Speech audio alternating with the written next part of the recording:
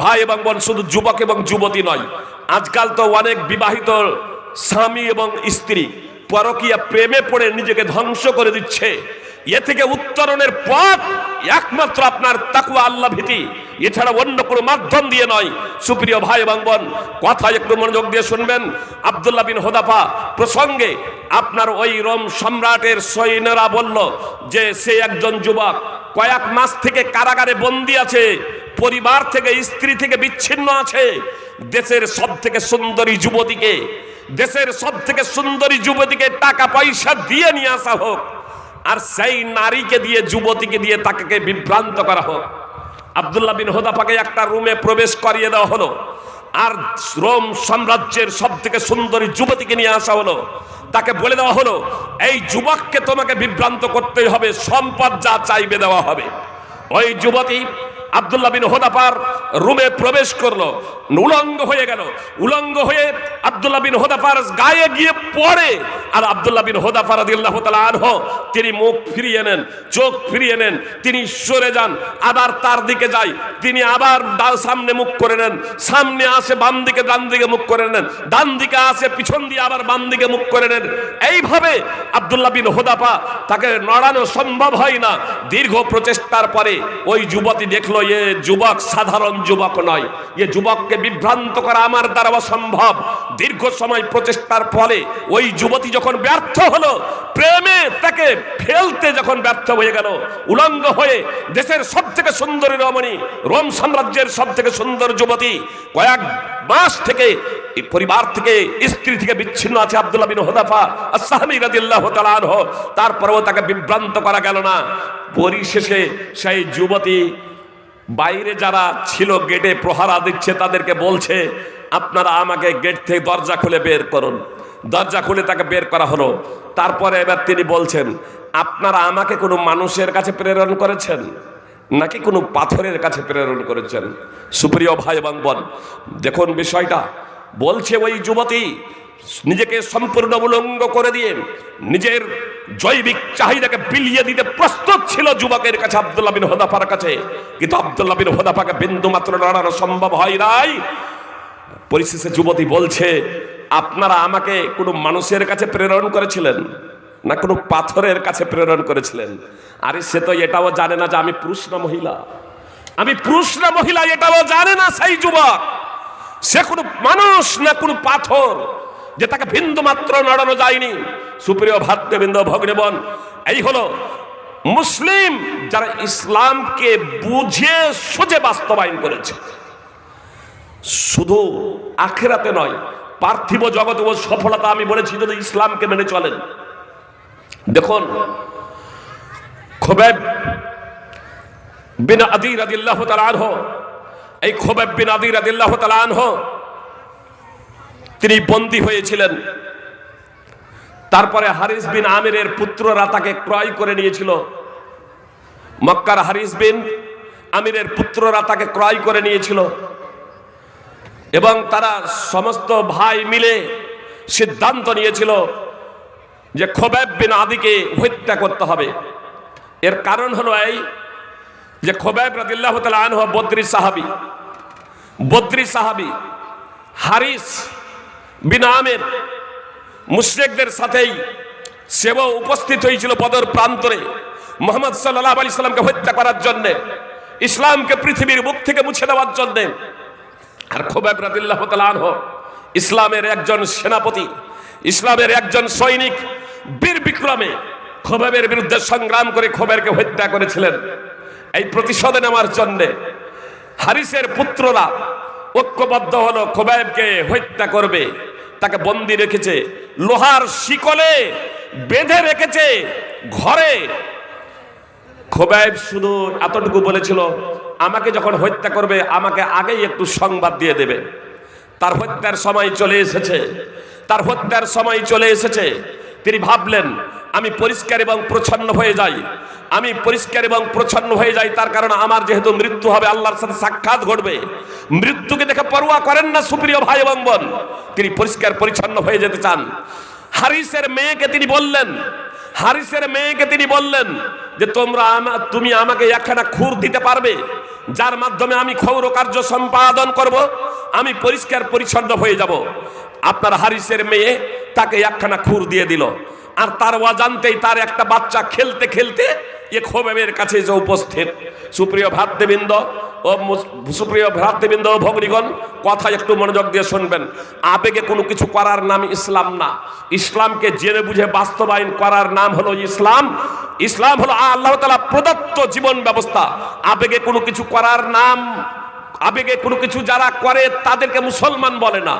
ইসলাম তো লোককে এক জায়গায় একত্রিত করলো, এক ময়দানে আপনার শুলে ঝুলিয়ে দিয়ে আপনার তীর নিক্ষেপ করছে বিসমিল্লাহি রাব্বিল গোলাম বলে, আর সেই তীর বাদশার এই কানের লতিতে গিয়ে লাগছে, আর এই সামান্য একটু আঘাতে সেই গোলাম যুবক আপনার মৃত্যুবরণ করছে, শহীদ হয়ে যাচ্ছে। সুপ্রিয় ভ্রাতৃবৃন্দ ভগ্নীগণ, আর এ দৃশ্য দেখে উপস্থিত সাধারণ মানুষ যত ছিল, পুরুষ এবং মহিলা, যুবক এবং যুবতী, তারা সকলেই বলতে শুরু করলো আমান্না আমান্না বিল্লাহি রাব্বিল গোলাম, আমরা ঈমান আনলাম আল্লাহর প্রতি যিনি গোলামের রব, যিনি এই যুবকের রব।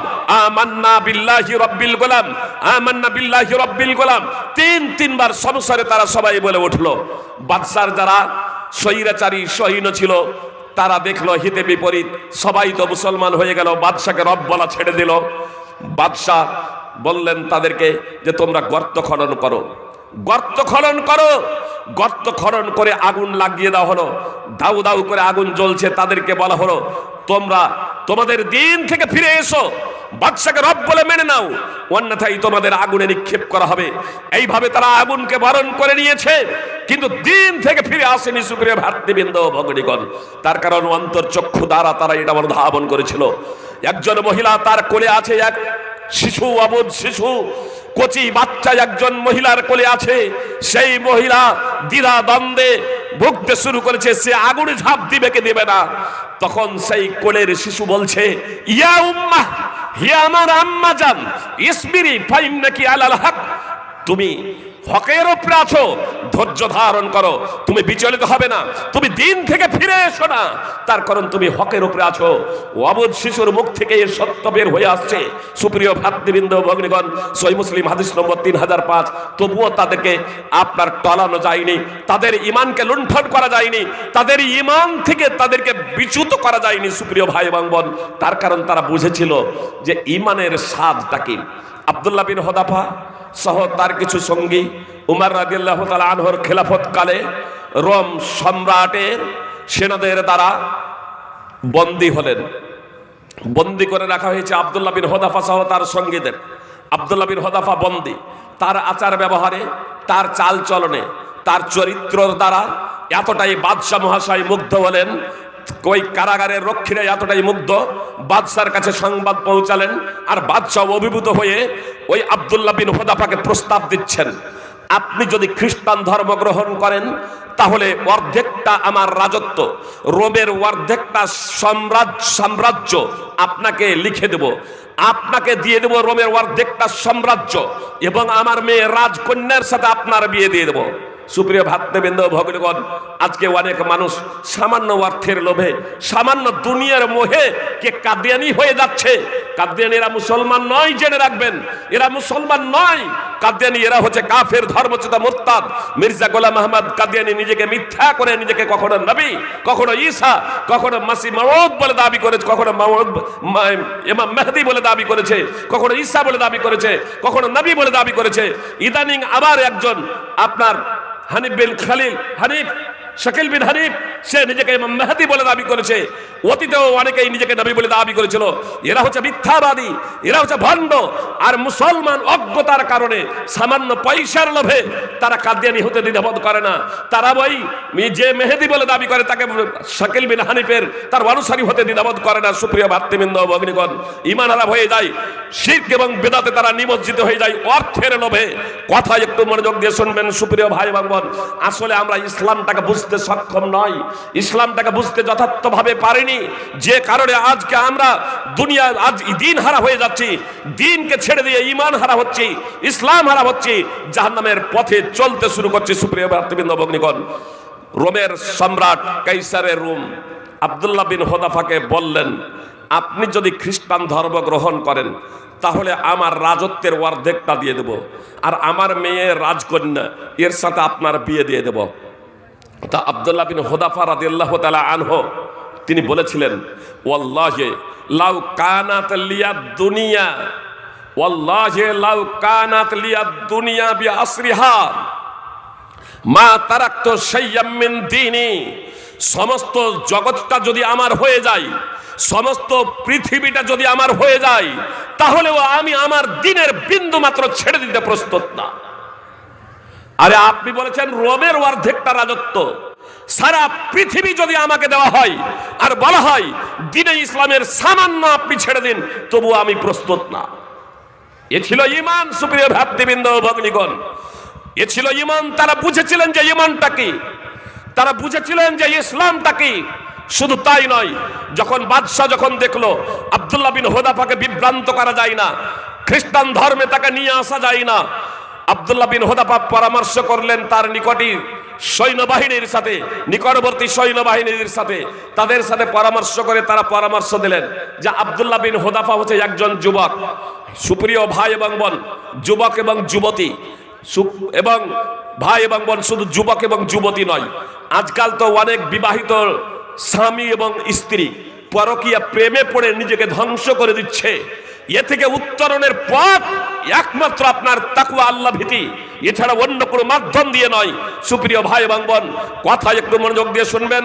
আব্দুল্লাহ বিন হুযাফা প্রসঙ্গে আপনার ওই রোম সম্রাটের সৈন্যরা বলল যে সে একজন যুবক, কয়েক মাস থেকে কারাগারে বন্দী আছে, পরিবার থেকে স্ত্রী থেকে বিচ্ছিন্ন আছে।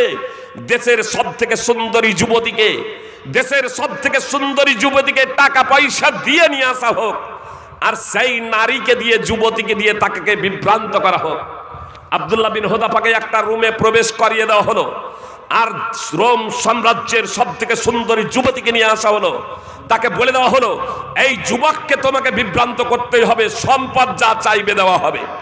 ওই যুবতী আব্দুল্লাহ বিন হুযাফার রুমে প্রবেশ করলো, উলঙ্গ হয়ে গেল। উলঙ্গ হয়ে আব্দুল্লাহ বিন হুযাফার গায়ে গিয়ে পড়ে, আর আব্দুল্লাহ বিন হুযাফা রাদিয়াল্লাহু তাআলা আনহু তিনি মুখ ফিরিয়ে নেন, চোখ ফিরিয়ে নেন, তিনি সরে যান, আবার তার দিকে যায়, তিনি আবার সামনে মুখ করে নেন, সামনে আসে বাম দিকে, ডান দিকে মুখ করে নেন, ডান দিকে আসে পিছন দিয়ে আবার বাম দিকে মুখ করে নেন। এইভাবে আব্দুল্লাহ বিন হুযাফা, তাকে নড়ানো সম্ভব হয় না।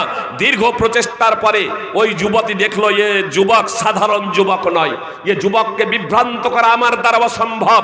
দীর্ঘ সময় প্রচেষ্টার ফলে ওই যুবতী যখন ব্যর্থ হলো, প্রেমে তাকে ফেলতে যখন ব্যর্থ হয়ে গেল, উলঙ্গ হয়ে দেশের সব থেকে সুন্দরী রমণী, রোম সাম্রাজ্যের সব থেকে সুন্দর যুবতী, কয়েক মাস থেকে পরিবার থেকে, স্ত্রী থেকে বিচ্ছিন্ন আছে আব্দুল্লাহ বিন হুযাফা আস-সাহমী রাদিয়াল্লাহু তাআলা আনহু, তারপরেও তাকে বিভ্রান্ত করা গেল না।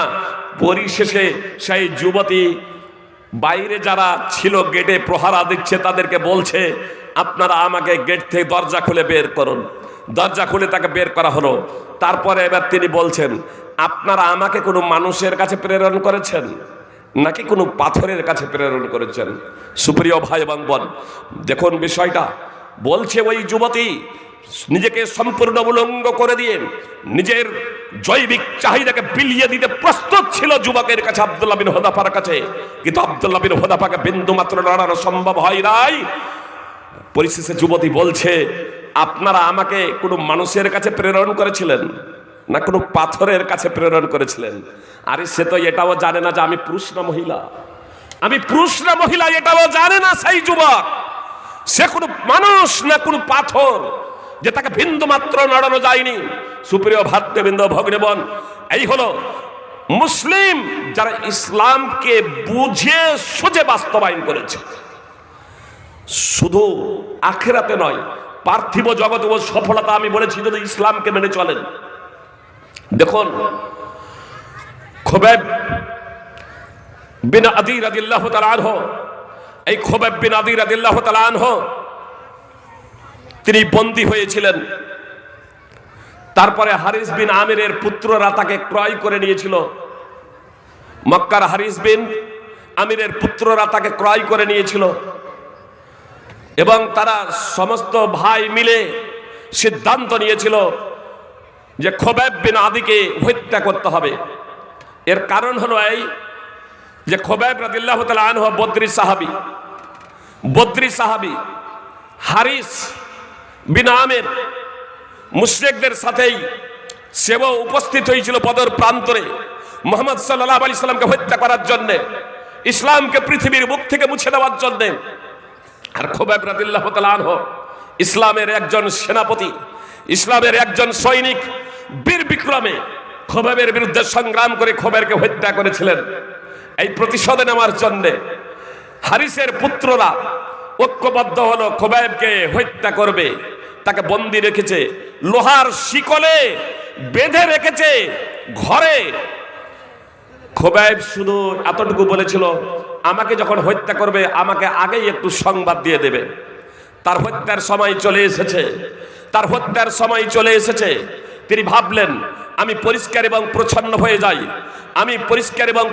হয়ে যাই, তার কারণ আমার যেহেতু মৃত্যু হবে, আল্লাহর সাথে সাক্ষাৎ ঘটবে। মৃত্যুকে দেখে পরোয়া করেন না সুপ্রিয় ভাই এবং বোন, তিনি পরিষ্কার পরিচ্ছন্ন হয়ে যেতে চান। হারিসের মেয়েকে তিনি বললেন যে তুমি আমাকে একখানা খুর দিতে পারবে, যার মাধ্যমে আমি ক্ষৌর কার্য সম্পাদন করব, আমি পরিষ্কার পরিচ্ছন্ন হয়ে যাব। আপনার হারিসের মেয়ে তাকে একখানা খুর দিয়ে দিল, আর তার অজান্তেই তার একটা বাচ্চা খেলতে খেলতে খোবাইবের কাছে এসে উপস্থিত। সুপ্রিয় ভ্রাতৃবৃন্দ ও ভগ্নীগণ, কথা একটু মনোযোগ দিয়ে শুনবেন। আবেগে কোনো কিছু করার নাম ইসলাম না। ইসলামকে জেনে বুঝে বাস্তবায়ন করার নাম হলো ইসলাম। ইসলাম হলো আল্লাহ তাআলা প্রদত্ত জীবন ব্যবস্থা। আবেগে কোনো কিছু যারা করে তাদেরকে মুসলমান বলে না। ইসলামকে জেনে বুঝে যারা বাস্তবায়ন করে তাদেরকে মুসলমান বলে। দেখুন, খোবাইবের কাছে আপনার হারিসের মেয়ের একটা বাচ্চা খেলতে খেলতে চলে এসেছে। সেই বাচ্চাটাকে খোবাইব রাদিয়াল্লাহু তাআলা আনহু নিজের উরুতে বসিয়ে নিয়েছেন। আর ওই বাচ্চার মা একেবারে উদাসীন, তার চোখে মুখে আতঙ্কের ছাপ। খোবাইবকে তো আমার ভাইরা এখনই হত্যা করবে, নিয়ে যাবে আমার ভাইরা এসে তাকে হত্যা করবে। আর তার কাছে আমার সন্তান গিয়েছে, মানে তাকে এবার সে হত্যা করে দিবে, সে খুন করে ফেলবে। ভয়ে আতঙ্কগ্রস্ত খোবাইব বুঝতে পারলেন তার বাচ্চার মায়ের চোখে মুখে আতঙ্কের ছাপ। তিনি তাকে আশ্বস্ত প্রদান করলেন, বলছেন তুমি কি ভেবেছো সেই বাচ্চাটাকে আমার পূর্ণ নাগালে পেয়েছি বলে হত্যা করে দেব? কখনো না। ইনশাআল্লাহ আমি তাকে হত্যা করব না। তুমি নিরাপদ থাকো, তুমি আশ্বস্ত থাকো, তোমার ভয়ের কোনো কারণ নেই। আমি বাচ্চাকে হত্যা করব না ইনশাআল্লাহ। বাচ্চাকে ছেড়ে দিলেন। সুপ্রিয় ভ্রাতৃবৃন্দ ও ভগ্নীগণ, হারিসের পুত্র দ্বারা তিনি শহীদ হয়ে যাবেন, পরোয়া করেন না। আল্লাহ তাআলা কি বললেন? ওয়া মান ইয়াত্তাকিল্লাহা ইয়াজআল লাহু মাখরাজা, যে কেউ আল্লাহকে ভয় করে আল্লাহ তার জন্য উত্তরণের পথ বের করে দেন। ওয়ায়ারযুকুহু মিন হাইসু লা ইয়াহতাসিব, এবং এমন উৎস থেকে তাকে রিজক দান করেন যা সে কল্পনাও করতে পারে না। রিজক কিভাবে পাচ্ছে দেখুন। সুপ্রিয় ভাই এবং বোন, প্রথমত এই কথাটা বলি, আবু জাহাল এবং আবু লাহাবেরাও কিন্তু আল্লাহ বলতো। আবু জাহাল আবু লাহাবেরাও কিন্তু আল্লাহরই শপথ করত। তাই হারিসের মেয়ে মুশরিক হারিস, তার ভাইরা সব মুশরিক। তখন সেই মহিলাটাও যখন তার বাড়িতে যখন বাধা আছে, আপনার খোবাইব তখন সেও মুশরিক। সেই হারিসের মেয়ে তখন সে মুশরিক, তার বাড়িতে খোবাইব বাধা আছে, লোহার শিকলে সে আবদ্ধ।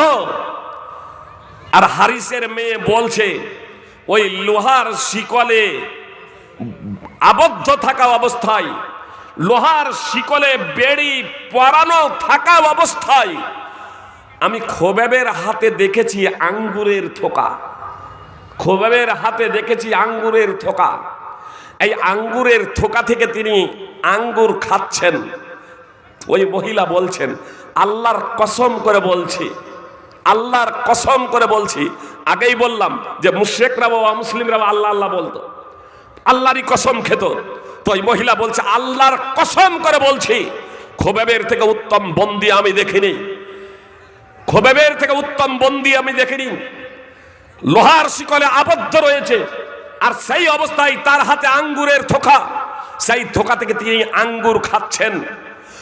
ওয়ামা বিমাক্কা ওয়ামা বিমাক্কা ইয়াউমাইদিন মিন সামার, অথচ সে সময় মক্কার মাটিতে কোনো ফলই ছিল না। কি বলছেন? আঙ্গুর তো আঙ্গুর, মক্কার মাটিতে সে সময় কোনো ফলই ছিল না। এমন অবস্থায় খোবাইব লোহার শিকলে বন্দী আছেন, আবদ্ধ আছেন, লোহার বেড়ি দিয়ে তাকে বেঁধে রাখা হয়েছে। আর সেই অবস্থায় দেখছি তার হাতে আঙ্গুরের থোকা। সেই আঙ্গুরের থোকা থেকে তিনি আঙ্গুর খাচ্ছেন, সেই আঙ্গুরের থোকা থেকে তিনি আঙ্গুর খাচ্ছেন। হারিসের মেয়ে বলছে, মা কানা ইল্লা রিজকুন রাযাকাহুল্লাহ, এ রিজক তো আল্লাহ তাআলার পক্ষ থেকে। আল্লাহ কি বললেন?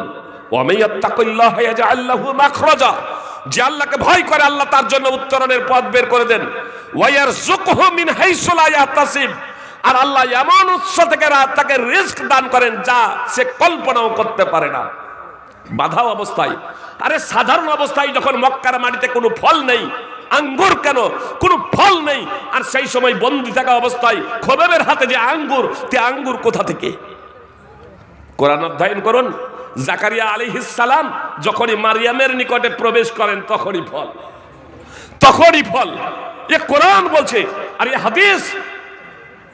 হারিসের মেয়ে বলছে যে আমি খোবাইবের হাতে আঙ্গুরের থোকা দেখেছি, আর সেই সময় দেখেছি যখন তিনি লোহার শিকলে বন্দী, আর সেই সময় মক্কার মাটিতে কোনো ফলই ছিল না। এটা কোনো গাঁজাখড়ি গল্প না। সহিহ বুখারী উঠান হাদিস নম্বর 3045 এবং 4086, মুসনাদ আহমদ হাদিস নম্বর 8096। সুপ্রিয় ভাতৃবৃন্দ ও ভগ্নীগণ, যে কেউ আল্লাহ তাআলাকে ভয় করে আল্লাহ তাআলা তার উত্তরণের পথ বের করে দেন, এটা স্বাভাবিক। আপনারা অবগত আছেন, ইব্রাহিম আলাইহিস সালাম ইয়াকুদা তার স্ত্রীকে নিয়ে এক জালেম অত্যাচারী বাদশার দেশে প্রবেশ করেছিলেন। ঘটনা খুব লম্বা, আমি শুধু একটা পয়েন্ট, ওই পয়েন্টটুকু বলবো যে আল্লাহকে ভয় করলে আল্লাহ কিভাবে মুক্তি দেন, সেই কথাটাই আমি আপনাদের সামনে ব্যক্ত করব। ইব্রাহিম আলাইহিস সালামের স্ত্রী সারা অত্যন্ত সুন্দরী ছিলেন। জালেম অত্যাচারী বাদশা তাকে ভোগ করার জন্যে তার দিকে যখন এগিয়ে যাচ্ছে, সারা আলাইহিস সালাম ওযু করে নামাজে দাঁড়িয়ে গিয়েছেন আর বলছেন, আল্লাহুম্মা ইন কুনতু আমানতু বিল্লাহি ওয়া বিরাসূলিকা ওয়া হাসানতু ফারজি ইল্লা আলা যাওজি ফালা তুসাল্লিত আলাইয়াল কাফির। হে আল্লাহ, আমি যদি তোমার উপরে ঈমান নিয়ে আসি এবং তোমার নবী রাসূলের উপরে ঈমান নিয়ে আসি এবং আমি আমার লজ্জা স্থানের হেফাজত করি। সুপ্রিয় ভাই এবং বোন, কথা মনোযোগ দিয়ে শুনবেন।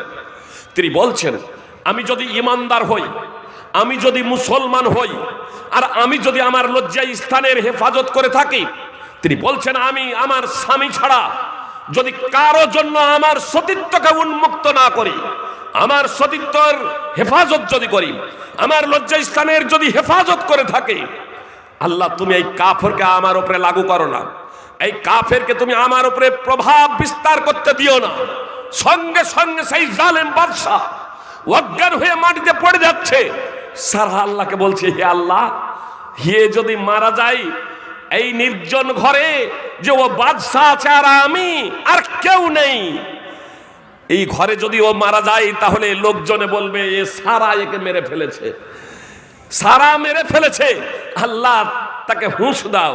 সে হুঁশ পেয়ে আবার ধরতে যায়, আবার অজ্ঞান হয়ে পড়ে যায়, আবার ধরতে যায়, আবার অজ্ঞান হয়ে পড়ে যায়। পরিশেষে সে বাদশা বুঝতে পারলো এ মেয়ে সাধারণ মেয়ে না, এ মেয়ে সাধারণ মেয়ে না। সুপ্রিয় ভাই এবং বোন, মেয়ে সাধারণই ছিল, মেয়ে সাধারণই ছিল। তাহলে ছিল ইমানদার, তাহলে ছিল মুসলমান। সাধারণই ছিল মেয়ে, সাধারণই মেয়ে। সে কোনো নবী ছিল না, নবীর অর্ধাঙ্গিনী ছিল, নবীর স্ত্রী ছিল, সাধারণ মেয়ে ছিল। সুপ্রিয় ভাতৃবৃন্দ ভগ্নীগণ, বাদশা শেষে হাজার, যাকে আপনারা হাজেরা বলে জানেন, ইসমাইল আলাইহিস সালামের মা, তাকে খাদেমা সেবিকা হিসেবে অর্পণ করে দিলেন, দান করে দিলেন। বাদশা তার ষড়যন্ত্রে সে বিফল হলো।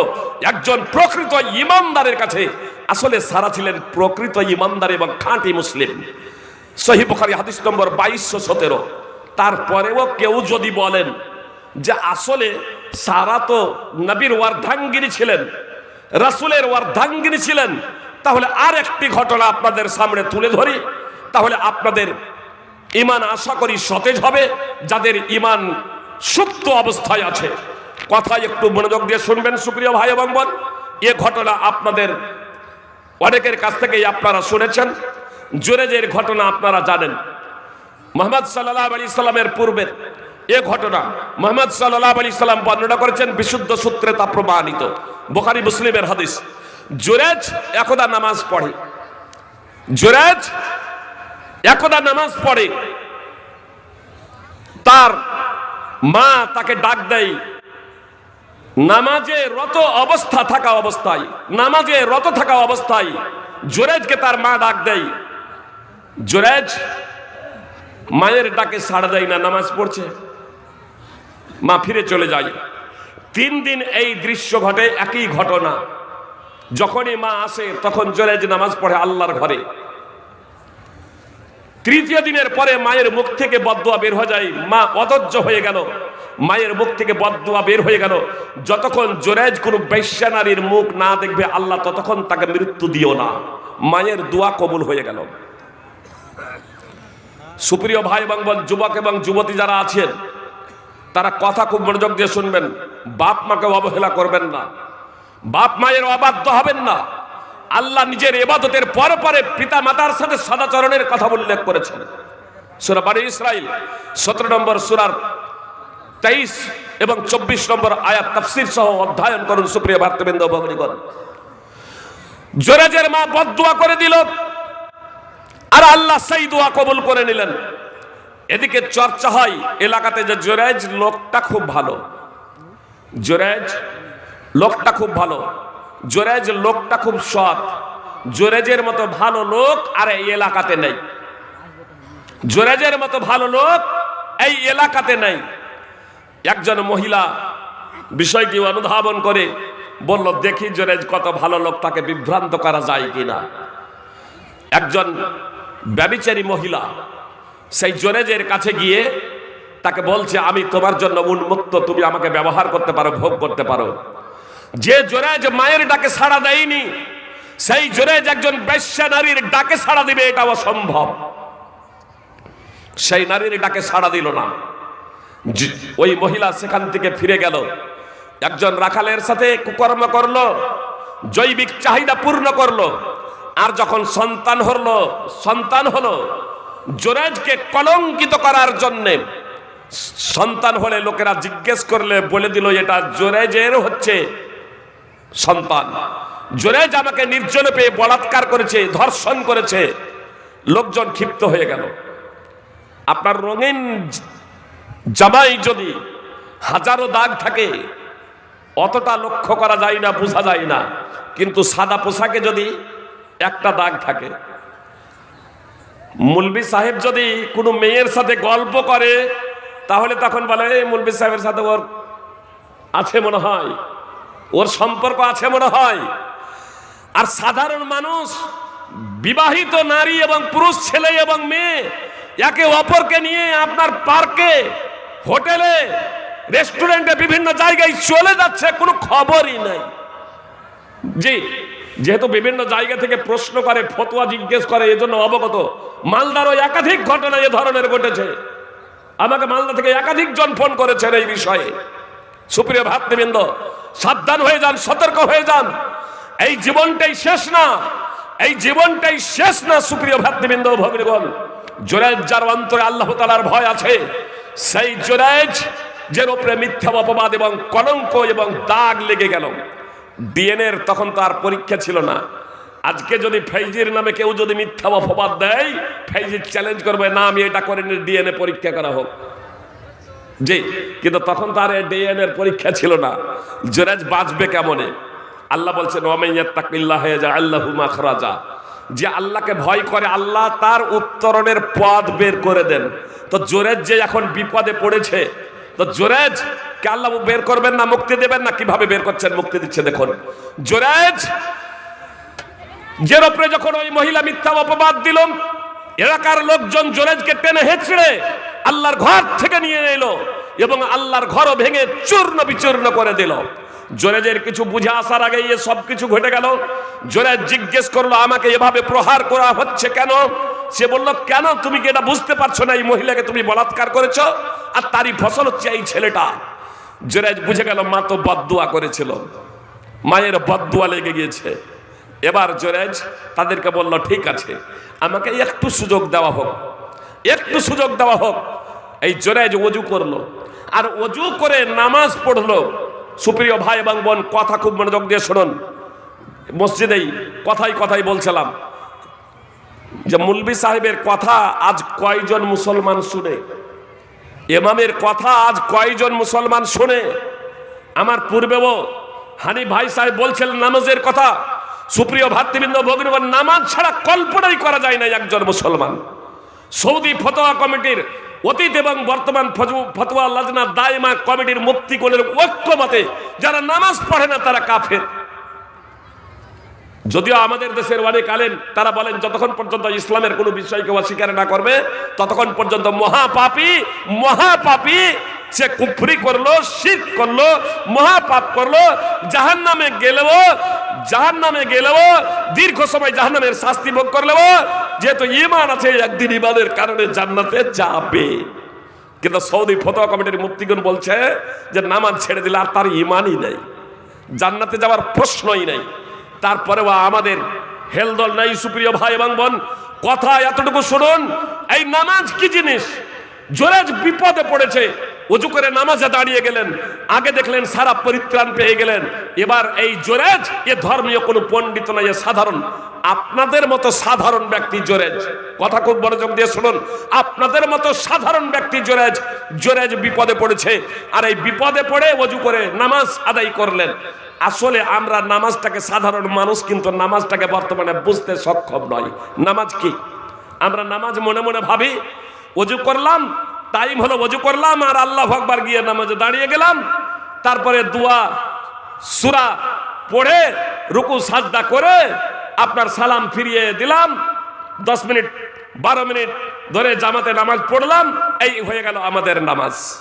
কিন্তু নামাজটা কি আমরা বোঝার প্রচেষ্টা করেছি? সুপ্রিয় ভাতৃবৃন্দ, ভগ্নীগণ, নবী সাল্লাল্লাহু আলাইহি সাল্লাম বলেছেন, তোমাদের কেউ যখন নামাজে দাঁড়ায় তখন সে আপন প্রভুর সাথে কথা বলে। ইউনাজি রাব্বাহ। নবী সাল্লাল্লাহু আলাইহি সাল্লাম বলেছেন, ইন্না আহাদাকুম ইযা কামা ফিস সালাতি ফাইন্নাহু ইউনাজি রাব্বাহ। তোমাদের কেউ যখন নামাজে দাঁড়ায় তখন সে আপন প্রভুর সাথে কথা বলে। নাজা ইউনাজি মোনাজাতান থেকে মোনাজাত, এই মোনাজাত শব্দটা কিন্তু বাংলা না, এটা আরবি শব্দ। নাজা ইউনাজি মোনাজাতান থেকে মোনাজাত শব্দ। আমরা অনেকেই এক সময় ফরজ নামাজের পরে 2 হাত উঠিয়ে সমবেতভাবে ইমাম এবং মুক্তাদি দোয়া করবে কি করবে না, একে কেন্দ্র করে কত তর্ক বিতর্ক ঝগড়া করেছি। এটাকে আমরা ভাবতাম মোনাজাত, আবার মোনাজাত হবে না। আরে মোনাজাত, এটাকে হাদিসে মোনাজাত বলা হয় নাই, নামাজকে নবী সাল্লাল্লাহু আলাইহি সাল্লাম মোনাজাত বলেছেন। মোনাজাত একে অপরের সাথে কথা বলে। নবী সাল্লাল্লাহু আলাইহি সাল্লাম বলছেন, একজন নামাজি যখন আল্লাহু আকবার বলে নামাজে দাঁড়িয়ে যায় তখন আল্লাহ তাআলার সাথে কথা বলে। দুঃখজনক হলো চরম বাস্তব এবং সত্য কথা। সুপ্রিয় ভাই এবং বোন, আমি আপনাদের বলতে চাই, আজকের পরে কিন্তু এই ধরনের দৃশ্য যাতে আর না হয়। একজন নামাজি আল্লাহু আকবার বলে যখন দাঁড়িয়ে যায় আল্লাহর সাথে কথা বলে। কি বলে? আল্লাহুম্মা বাঈদ বাইনি ওয়া বাইনা খাতায়া কামা বা'আদতা বাইনাল মাশরিকি ওয়াল মাগরিব। কি বলছে? হে আল্লাহ, তুমি আমাকে, আল্লাহুম্মা বাঈদ বাইনি ওয়া বাইনা, হে আল্লাহ তুমি আমার মাঝে এবং আমার গুনাহের মাঝে এতটা দূরত্ব করে দাও যতটা দূরত্ব পূর্ব এবং পশ্চিমের মাঝে আছে। এ দোয়া যখন পাঠ করি, দোয়াই ইস্তিফতা, তখন কি আমার মনে এই ধারণা হয়, তখন কি আমার মনে এই কল্পনা হয় যে হে আল্লাহ তুমি আমাকে আমার গুনাহ থেকে এতটা দূরে করে দাও যতটা পূর্ব পশ্চিমের মধ্যে দূরত্ব আছে? হে আল্লাহ তুমি আমাকে আমার গুনাহ থেকে এমন পবিত্র করে দাও যেমন ময়লা কাপড়কে পবিত্র করা হয়। আসলে এই ধারণা আমাদের থাকে না, তার কারণে দোয়াই ইস্তিফতার অর্থই তো আমরা জানি না। এজন্য আপনাদের কাছে আমার বিনীত অনুরোধ, সুপ্রিয় ভাই এবং বোন, একজন নামাজি আল্লাহর সাথে কথা বলে, তা আপনি জানবেন না যে আপনি নামাজে আল্লাহর সাথে কি কথা বলছেন? কতদিন পর্যন্ত ওয়া জানতে নামাজ পড়বেন? এজন্য নামাজ পড়ি স্বাদ পাই না। এজন্য নামাজ পড়ি স্বাদ পাই না, এজন্য নামাজ পড়ি অশ্লীলতা আমাদের মাঝ থেকে দূর হয় না, আমাদের মাঝে থেকে অন্যায় এবং অশ্লীলতা দূর হয় না। আমরা নামাজ পড়ি প্রকৃত শান্তি পাই না, আমরা নামাজ পড়ি আল্লাহর রহমত আমাদের উপরে বর্ষিত হয় না। তার কারণ আমরা ওই প্রচলিত এবং প্রথাগত ভাবে নামাজ পড়ি। একজন নামাজি যে আল্লাহর সাথে কথা বলে এ বিষয়টা আমরা ভুলেই গিয়েছি সুপ্রিয় ভাই এবং বোন। এজন্য আপনাদের কাছে আমার বিনীত অনুরোধ যে আপনারা প্রত্যেকেই বাংলায় বইয়ের পত্র বের হয়ে গেছে, অনেক বইপত্র বের হয়ে গেছে। আপনার মালদারি মুখতার রাহিমি হাফিজাহুল্লাহ, যে মালদার খুব যোগ্য আলেম, তিনিও সালাত প্রসঙ্গে নামাজ প্রসঙ্গে একটি বই লিখেছেন। বড় বড় বই যদি কিনতে যদি না পারেন, আপনারা এই ছোট সংক্ষিপ্ত বইটি কিনে নিন, সংক্ষিপ্ত বইটি কিনে নিন, পড়ুন, অধ্যয়ন করুন। আপনি দৈনন্দিন জীবনে দৈনিক দিনে যে 5 ওয়াক্তের যে নামাজ পড়ছেন, যা কিছু বলছেন তার ভাবার্থ এবং তার অর্থগুলো আপনারা অবগত হয়ে যাবেন। প্রত্যেক মুসলিমের ঘরে আরবি যারা আলেম নন অন্তত বাংলা নামাজ শিক্ষা বই, সে মুখতার রাহিমির হোক, ডক্টর আসাদুল্লাহ গালিবের হোক, অথবা আল্লামা নাসিরউদ্দিন আলবানির হোক, অথবা ভালো কোনো আহলে হাদিসের লেখকের হোক না কেন, তার বই অন্তত আপনারা কিনে নেবেন, অধ্যয়ন করবেন। আর না হয় বুখারী মুসলিম এগুলো বাংলায় হয়ে গেছে, সেগুলো অধ্যয়ন করুন, ভাবার্থগুলো জেনে নিন। মসজিদের ইমাম আছেন, মাদ্রাসার আলেমেরা আছেন, তাদের কাছে প্রশিক্ষণ নিন সুপ্রিয় ভাতৃবৃন্দ ও ভগ্নীগণ। এটা এজন্য এর উপরে জোর দিচ্ছি, মুহাম্মদ সাল্লাল্লাহু আলাইহি সাল্লাম এখন মসজিদে আছেন, আবু হুরায়রা রাদিয়াল্লাহু তাআলা আনহু বলছেন, আর এক ব্যক্তি এসে নামাজ পড়লেন, নবী সাল্লাল্লাহু আলাইহি সাল্লামকে নামাজ পড়ে সালাম দিচ্ছেন, আর নবী সাল্লাল্লাহু আলাইহি সাল্লাম তাকে বলছেন, ইরজিই ফাসাল্লি ফাইন্নাকা লাম তুসাল্লি, ফিরে যাও, নামাজ পড়ো, নামাজই পড়োনি। নবী সাল্লাল্লাহু আলাইহি সাল্লামের চোখের সামনে আবারও নামাজ পড়লেন, আর এসে সালাম দিচ্ছেন, আবারও নবী সাল্লাল্লাহু আলাইহি সাল্লাম বলছেন, ফিরে যাও, নামাজ পড়ো, নামাজই পড়োনি।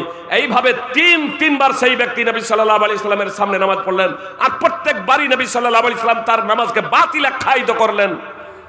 নামাজ পড়ছেন সাহাবী, তারপরেও তার নামাজকে বাতিল আখ্যায়িত করছেন। চতুর্থবারে সেই সাহাবী বলছেন, আল্লাহ রাসূল সাল্লাল্লাহু আলাইহি সাল্লাম, এর থেকে ভালো করে আমি নামাজ আদায় করতে জানি না, আমাকে নামাজের প্রশিক্ষণ দিন, আমাকে নামাজের ট্রেনিং দিন। নবী সাল্লাল্লাহু আলাইহি সাল্লাম তাকে নামাজের প্রশিক্ষণ দিলেন। সহিহ বুখারী হাদিস নম্বর 757, সহিহ মুসলিম হাদিস নম্বর 397। সুপ্রিয় ভাই এবং বোন, আমি এবং আপনি যে নামাজটা পড়ছি, এই নামাজ প্রসঙ্গে মসজিদের ইমামকে, মাদ্রাসার আলেমকে, গ্রামের আলেমকে কখনো বলেছি যে হুজুর, আলেম সাহেব, মাওলানা সাহেব, আচ্ছা আমি যে নামাজটা পড়ছি এই নামাজটা হচ্ছে কিনা একটু দেখুন তো? দেখেছি, পরীক্ষা করেছি, আমার যদি নামাজ বাতিল হয়ে যায়? রাসূল সাল্লাল্লাহু আলাইহি সাল্লাম বলছেন, একটা মানুষ 60 বছর ধরে নামাজ পড়বে, একটা মানুষ 60 বছর ধরে নামাজ পড়বে, তারপরেও তার নামাজ কবুল হবে না। নবী সাল্লাল্লাহু আলাইহি সাল্লাম বলছেন, যে দন্তা 6 আকারটা 7 নয়, মধ্যে 6 আকারটা, 6-0-7 কথা বলছি, 60। এই 60 বছর ধরে নামাজ পড়বে আর তারপরেও তার নামাজ কবুল হবে না। তার কারণ উল্লেখ করছেন নবী সাল্লাল্লাহু আলাইহি সাল্লাম, যে রুকু যদি পূর্ণভাবে করে তো সাজদা, যাকে আমরা সিজদা বলছি, সিজদা পূর্ণভাবে করে না। আর যদি সিজদা পূর্ণরূপে করে, যথাযথভাবে আদায় করে, তাহলে রুকু যথাযথভাবে আদায় করে না। এ কারণে 60 বছরের নামাজও বাতিল হয়ে যেতে পারে একজন নামাজীর। সুপ্রিয় ভাই এবং বোন, সিলসিলা সাহিহ হাদিস নম্বর 2535। আপনি ইসলামকে জানবেন না, আপনি ইসলাম সম্পর্কে জ্ঞান অর্জন করবেন না, ইসলামকে বুঝবেন না, সুপ্রিয় ভাই এবং বোন, অবশ্যই আপনাকে শুনতে হবে, অবশ্যই আপনাকে জানতে হবে। আমি যে বিষয়টা বলছিলাম, জুরাইজ দেখুন, একজন সাধারণ ব্যক্তি, কিন্তু তিনি জানতেন নামাজে আল্লাহকে পাওয়া যায়, নামাজে আল্লাহকে ডাকা, নামাজে আল্লাহর কাছে চাওয়া যায়। আল্লাহ নিজেই বলছেন পবিত্র কোরআনে, ওয়াস্তাঈনু বিস-সাবরি ওয়াস-সালাহ, নামাজ এবং ধৈর্যের মাধ্যমে আল্লাহর কাছে সাহায্য প্রার্থনা করো। জুরাইজ বিপদে পড়েছে, গ্রামের মানুষের কাছে বিচার দিলেন না, বিপদে পড়েছে, তার উপরে মিথ্যা অপবাদ লেগেছে, গ্রামের সকলেই তাকে উত্তম মাধ্যম দিয়েছে। তিনি বললেন একটু সুযোগ দেওয়া হোক, ওযু করে নামাজে দাঁড়িয়ে গেলেন। আর নামাজে যেহেতু আল্লাহর সাথে কথা বলা হয়, নামাজে যেহেতু আল্লাহর সাথে কথা বলা হয়, নামাজে যেহেতু মানুষের সাথে সম্পূর্ণ সম্পর্ক ছিন্ন করে দেওয়া হয় এবং একমাত্র আল্লাহকে ডাকা হয়, এই আল্লাহকে ডেকে জুরাইজ কি বললেন দেখুন, যে সেই জুরাইজ নামাজ শেষে ওই মহিলাকে বলে না, ওই মহিলাকে জিজ্ঞেস করে না, ওই মহিলাকে বলে না যে বলো তো তুমি যে আমি কি এটা করেছি। আল্লাহর শপথ তাকে দেয় না, যে আল্লাহর কসম করে তুমি বলো তো যে আমি কি তোমার সাথে ব্যভিচার করেছি, আমি কি তোমাকে ধর্ষণ করেছি। এ কথা জুরাইজ ওই মহিলাকে বলে না। তার কারণ যে মহিলা মিথ্যা অপবাদ দিয়েছে, সে আবারও মিথ্যা বলতে পারে, পারে না?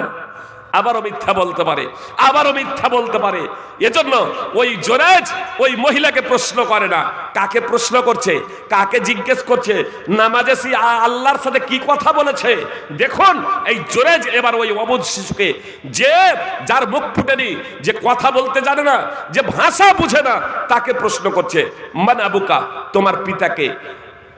আর সেই অবুঝ শিশুর মুখ ফুটে বের হয়ে এলো আর রাই, কোন বর্ণনা আছে রায়ুল গনম, ছাগলের রাখাল। সহিহ বুখারী হাদিস নম্বর 3436, সহিহ মুসলিম হাদিস নম্বর 2550। সুপ্রিয় ভাই এবং বোন, এই ঘটনা দেখে, এই অলৌকিক ঘটনা দেখে উপস্থিত যুবক যুবতী, পুরুষ এবং মহিলা সবাই বুঝতে পারলো এই মহিলা মিথ্যাবাদী। জুরাইজ নির্দোষ, জুরাইজ পবিত্র। সবাই জুরাইজকে এবার কোলাকুলি শুরু করে দিল। জুরাইজের প্রতি ভালোবাসা তাদের আরো বেড়ে গেল এবং তারা বলল, আল্লাহর ঘর আমরা সোনা দিয়ে তৈরি করে দিচ্ছি। জুরাইজ বলেছিল না, মাটি দিয়েই তৈরি করে দেন। সুপ্রিয় ভাই বোন, জুরাইজ বিপদে পড়েছিল, মুক্তি পেল না। আমি বলেছি শুধু কবরের শাস্তি থেকেই পরিত্রাণ পাবে ইমানদার, তাই নয়। আখিরাতের শাস্তি থেকেই পরিত্রাণ পাবে, তাই নয়। জাহান্নামের আগুন থেকে পরিত্রাণ পাবে, শুধু তাই নয়। এই দুনিয়ার জীবনেও প্রকৃত যদি আমরা মুমিন হতে পারি, আমরা যদি ইমানদার হতে পারি, তাহলে আল্লাহ তাআলা আমাদেরকে পরিত্রাণ দিবেন, মুক্ত করবেন। সুপ্রিয় ভাই এবং বোন, আল্লাহ তাআলার সাহায্য সহায়তা নেমে আসবে। আপনারা জানেন বদরে আল্লাহ তাআলা ফেরেশতা পাঠিয়ে দিয়েছিলেন সাহাবাদের সাহায্য সহায়তা করার জন্য। এমনকি হুনাইনের যুদ্ধেও আল্লাহ তাআলা আসমান থেকে ফেরেশতা পাঠিয়ে দিয়েছিলেন। সুপ্রিয় ভাই এবং বোন, প্রয়োজনে আবার আল্লাহ তাআলা আসমান থেকে ফেরেশতা পাঠাবেন। আল্লাহ বলছেন, ইয়া আইয়ুহাল্লাযীনা আমানু ইন তানসুরুল্লাহা ইয়ানসুরকুম, হে ঈমানদারেরা, তোমরা আল্লাহর দ্বীনকে বাস্তবায়িত করো, আল্লাহর বিধিনিষেধের বাস্তবায়ন করো, আল্লাহ তোমাদের সাহায্য এবং সহযোগিতা করবেন। আমরা আগে আল্লাহর দ্বীনের বাস্তবায়ন করব, তবেই তো আমরা আল্লাহর দ্বীনকে প্রতিষ্ঠিত করব, তবেই তো। রাসূল সাল্লাল্লাহু আলাইহি সাল্লাম একদা ইবনে আব্বাস রাদিয়াল্লাহু তাআলা আনহুকে বলেছিলেন, হে ইবনে আব্বাস, আমি তোমাকে কিছু কথা শিখিয়ে দিচ্ছি। ইহফাদিল্লাহ ইয়াহফাদকা, তুমি আল্লাহর বিধিবিধানের হেফাজত করো, তুমি আল্লাহর বিধিবিধানের হেফাজত করো, আল্লাহ তোমার হেফাজত করবে। ইহফাদিল্লাহ তাজিদহু তুজাহাক, তুমি আল্লাহর সন্তুষ্টি কামনা করো, আল্লাহকে তুমি তোমার নিকটেই পাবে। আল্লাহর বিধিবিধানের বাস্তবায়ন করো, আল্লাহর বিধিবিধানের বাস্তবায়ন করো, আল্লাহ তোমার হেফাজত করবেন। আল্লাহর বিধিবিধানের বাস্তবায়ন করো, আল্লাহ তোমার হেফাজত করবেন। আল্লাহর সন্তুষ্টি কামনা করো, আল্লাহকে তুমি তোমার নিকটেই পাবে। আর যখন চাইবে তখন আল্লাহর কাছে চাইবে, যখন সাহায্য প্রার্থনা করবে তখন আল্লাহর কাছেই সাহায্য প্রার্থনা করবে, আল্লাহর কাছেই সাহায্য প্রার্থনা করবে। নবী সাল্লাল্লাহু আলাইহি সাল্লাম বলছেন, জেনে রাখো, ইলামু, জেনে রাখো, উম্মতের সকলে সমবেত হয়ে যদি তোমার এমন কোন ক্ষতি করব মনে করে যা তোমার মুকাদ্দারে লেখা নাই, যা তোমার ললাটে লেখা নাই, যা তোমার কপালে লেখা নাই, ভাগ্যে লেখা নাই, তাহলে ক্ষতি করতে পারবে না। উম্মতের সকলে মিলেও তোমার ক্ষতি করতে পারবে না বিন্দু মাত্র, যা তোমার কপালে লেখা নাই, পারবে না। আর যা তোমার কপালে লেখা নাই, ভাগ্যে লেখা নাই, উম্মতের সকলে একত্রিত হয়েও তা বিন্দু মাত্র তা উপকার করতে পারবে না। সুপ্রিয় ভক্তবৃন্দ, কথা মনোযোগ দিয়ে শুনুন। সুনানে তিরমিজির হাদিস, হাদিস নম্বর 2516, নবী সাল্লাল্লাহু আলাইহি সাল্লাম বলছেন, রুফিয়াতিল আকলাম, রুফিয়াতিল আকলাম, কলম উঠিয়ে নেওয়া হয়েছে এবং পাণ্ডুলিপি, কলম শুকিয়ে গিয়েছে এবং পাণ্ডুলিপি উঠিয়ে নেওয়া হয়েছে, পাণ্ডুলিপি উঠিয়ে কলম উঠিয়ে নেওয়া হয়েছে। সুপ্রিয় ভাতৃবৃন্দ, ভগ্নীগণ, আল্লাহর বিধিবিধানের যদি হেফাজত যদি করা হয় তাহলে আল্লাহ তাআলা হেফাজত এবং সংরক্ষণ করবেন, এই কথা স্পষ্টভাবে বলে দিলেন। কলম উঠিয়ে, রুফিয়াতিল আকলাম, কলম উঠিয়ে নেওয়া হয়েছে, ওয়াজাফাতিস সুহুফ, এবং পাণ্ডুলিপি শুকিয়ে গিয়েছে। সুপ্রিয় ভাই এবং বোন, কলম উঠিয়ে নেওয়া হয়েছে, পাণ্ডুলিপি শুকিয়ে গিয়েছে। আজকে এই মুহূর্তে আমি যে বক্তব্য রাখবো আপনারা শুনবেন, এটাও কিন্তু লেখা আছে, এটাও কিন্তু লেখা আছে আমার আপনার শুধু সৃষ্টির পূর্বেই নয়।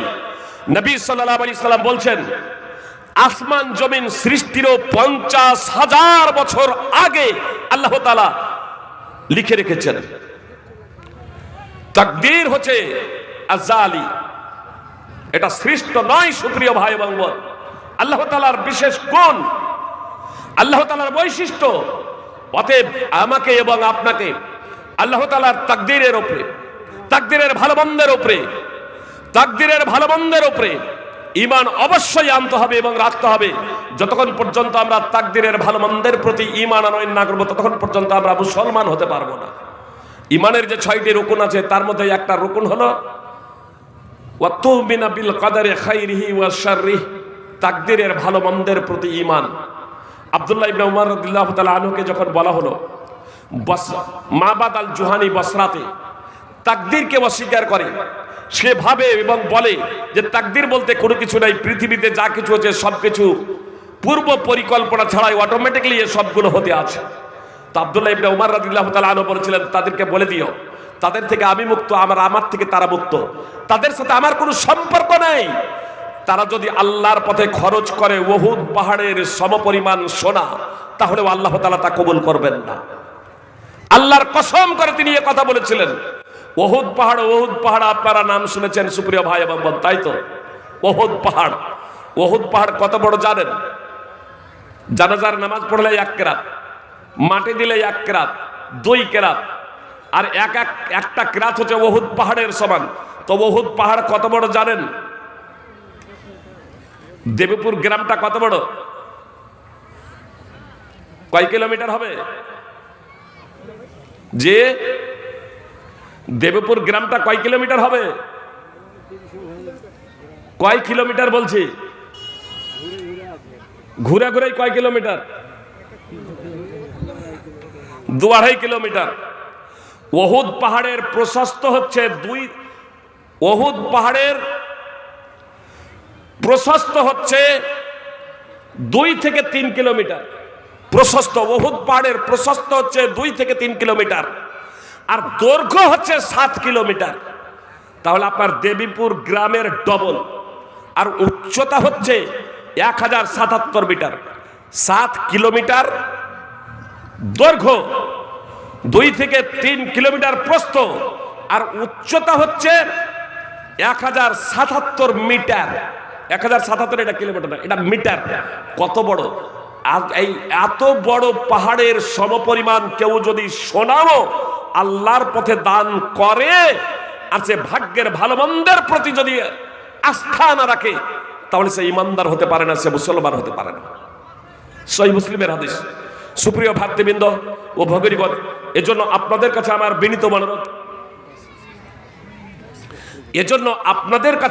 বিনীত অনুরোধ, যে আসুন ইসলামকে যথাযথভাবে বুঝার প্রচেষ্টা করি, ইসলামকে বুঝার প্রচেষ্টা করি।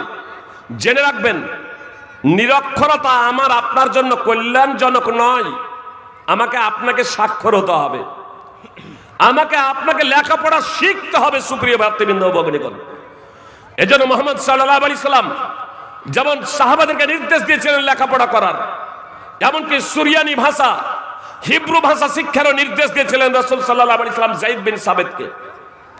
যায়েদ বিন সাবিত বলছেন, 15 দিন অতিক্রান্ত হয়নি আমি হিব্রু ভাষা শিখে নিয়েছিলাম।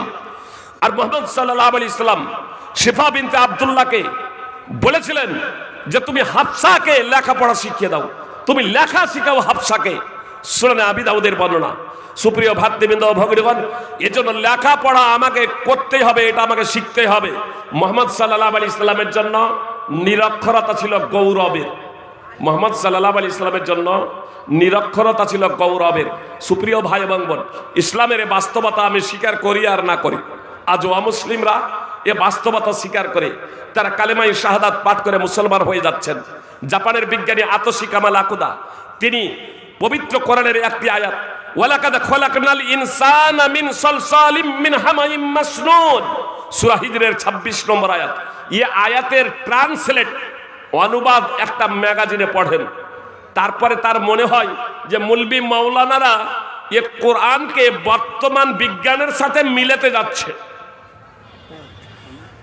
তো মুলবি মাওলানাদের অনুবাদে তিনি সন্তুষ্ট হন নাই, তিনি সিরিয়া গেলেন, আরবি ভাষা শিখলেন, আর আরবি ভাষা শিখার পরে আরবিতে কোরআন অধ্যয়ন করলেন।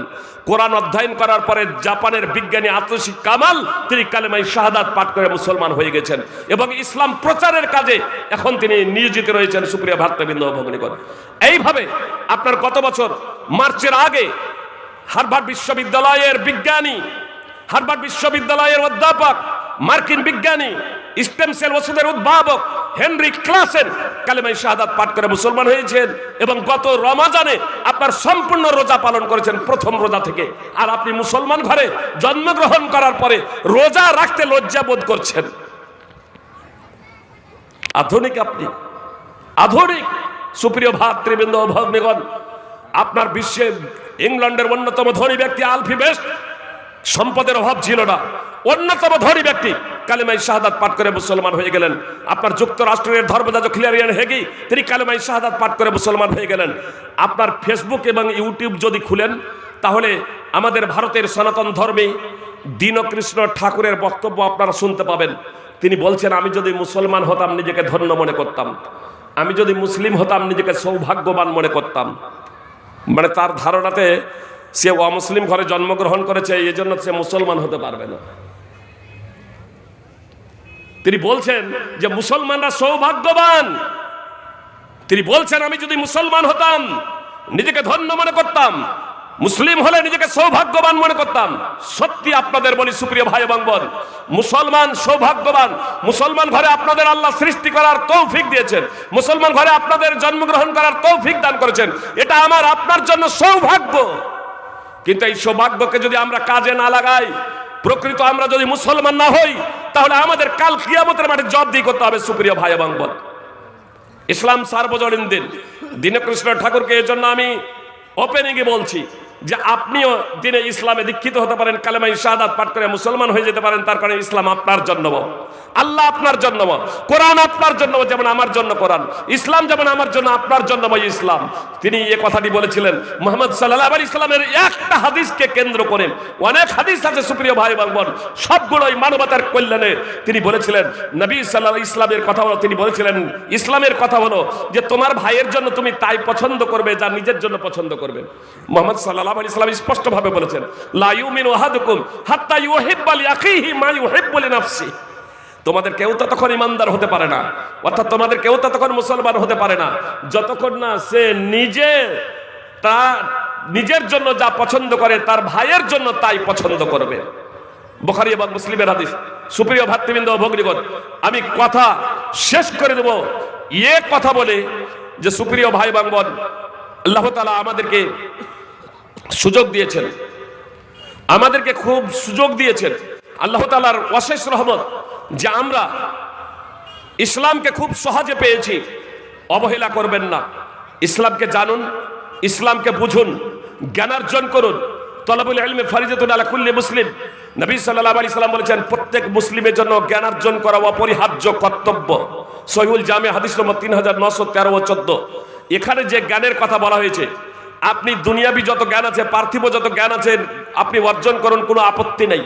তবে দিনের মৌলিক জ্ঞান আপনি অর্জন না করেন, যেটা ফরজ, তাহলে আপনাকে অবশ্যই জবাবদিহি করতে হবে। বরং দিনের জ্ঞান আপনি অর্জন না করেন, তাহলে ইসলাম থেকে বের হয়ে যাবেন। ইসলাম বিনষ্ট হয়ে যাবার 10টি কারণ ওলামায়ে কেরাম বড় বড় চিহ্নিত করেছেন। নামাকিদুল ইসলাম, ইসলাম বিনষ্টকারী বিষয়সমূহ আজকে বাংলাতেও বই পাওয়া যাচ্ছে, অধ্যয়ন করবেন। তার মধ্যে একটা বিষয় হলো আল ইরাদ আন দীনিল্লাহ লা ইয়াতাআল্লামুহু ওয়া লা ইয়ালামু বিহি ওয়া লা ইয়ামালু বিহি, লা ইয়াতাআল্লামুহু ওয়া লা আল ইরাদ আন দীনিল্লাহ লা ইয়াতাআল্লামুহু ওয়া লা ইয়ামালু বিহি। নবী সাল্লাল্লাহু একটা দিন বিনষ্টকারী, ইসলাম বিনষ্টকারী 10 নম্বর বিষয় হলো যে আল্লাহর দিন থেকে বিমুখ হওয়া। এ প্রসঙ্গে এর তাৎপর্য হলো লা ইয়াতাআল্লামুহু, যে দ্বীনে ইসলাম শিখে না, ওয়া লা ইয়ামালু বিহি, এবং দ্বীনে ইসলাম অনুযায়ী জীবন যাপন করে না। তো একটা মানুষ যদি দ্বীনে ইসলাম সম্পর্কে জ্ঞানার্জন না করে, তাহলে সে দ্বীনে ইসলাম থেকে বের হয়ে যাবে। এজন্য আপনাদের কাছে আমার বিনীত অনুরোধ যে আসুন আমরা পবিত্র কোরআন এবং সুন্নাহকে যথাযথভাবে জানি এবং জেনে তা বাস্তবায়নের সর্বাত্মক প্রচেষ্টা করি। যদি আমরা কোরআন এবং সুন্নাহকে জেনে সর্বাত্মক যদি প্রচেষ্টা করি, তাহলে শুধু আখিরাতে নয়, আখিরাতে তো আল্লাহ তাআলার সন্তুষ্টি অর্জনে আমরা ধন্য হবই, পার্থিব জগতেও আমরা সফলতা অর্জন করব। আমাদের মধ্য থেকে, আমাদের অন্তর থেকে আল্লাহ তাআলা ভয় ভীতি দূর করে দেবেন। পার্থিব জগতেও আল্লাহ তাআলা আমাদেরকে নিরাপত্তা প্রদান করবেন এবং দ্বীনে ইসলামকে সুপ্রতিষ্ঠিত করবেন। আল্লাহ তাআলা যা অঙ্গীকার করেছেন সূরা নূরের 24 নম্বর সূরার 55 নম্বর আয়াতে। এজন্য আপনাদের কাছে করজোড়ে নিবেদন যে আসুন আমরা সকলেই পবিত্র কোরআন এবং সুন্নাহকে যথাযথভাবে বাস্তবায়নের সর্বাত্মক প্রচেষ্টা করি। হে আল্লাহ, তুমি আমাদেরকে নিজ রহমতে পবিত্র কোরআন এবং সুন্নাহকে জানার এবং মূল্যায়ন করার এবং তা বাস্তবায়ন করার তৌফিক দান করো, আমিন। আকুলু কাউলি হাযা আস্তাগফিরুল্লাহ লি ওয়া লাকুম ওয়া লিসাইরিল মুসলিমিন। আসসালামু আলাইকুম ওয়া রাহমাতুল্লাহি ওয়া বারাকাতুহু। জাযাকাল্লাহু আহসানাল জাযা। আল্লাহ তাআলা